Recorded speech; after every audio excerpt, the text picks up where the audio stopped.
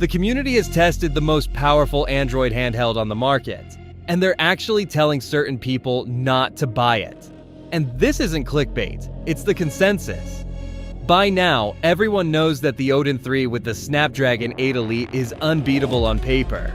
But what many people don't know is exactly what we're going to talk about today. This device has more raw performance than anything that came before it.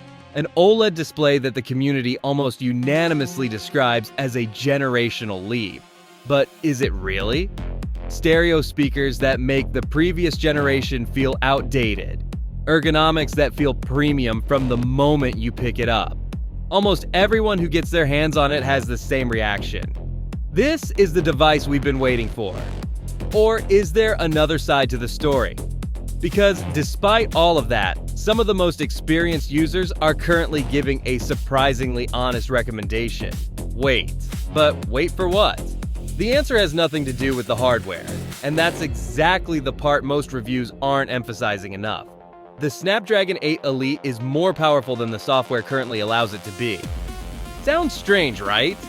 Especially when it comes to Switch emulation, the very reason many people are considering this device in the first place, the Odin 3 is still operating below its true potential. Not because the hardware isn't capable, but because the drivers aren't where they need to be yet. Some games run incredibly well, others still struggle with graphical glitches, instability, or performance drops that simply shouldn't happen on a chip this powerful. In a way, the device is waiting for its own software to catch up.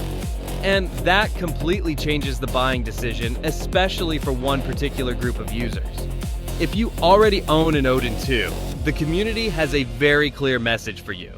PS2, GameCube, Wii, and traditional Android titles already run smoothly, reliably, and with years of optimization behind them. The full potential of the Odin 2 isn't something you're waiting for. It's already here, right now. The Odin 3 is undeniably more powerful, but the overall experience isn't necessarily more mature, at least not yet. Then there's the price. The 16GB model is almost universally recommended, which makes the actual entry cost significantly higher than it first appears. And for existing Odin 2 owners, that makes the decision even more difficult. But here's the part that almost nobody is talking about. The Odin 3 gets noticeably better with every driver update. Not gradually, sometimes dramatically, the community is already watching it happen. If you buy one today, you're not really investing in the device that exists right now. You're investing in the device it could become 3 months from now. And that's a completely different calculation. The community's overall consensus can be summarized in a single sentence. The Odin 3 is the better device, without question.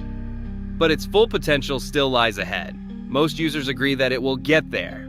The timeline may be uncertain, the direction is not.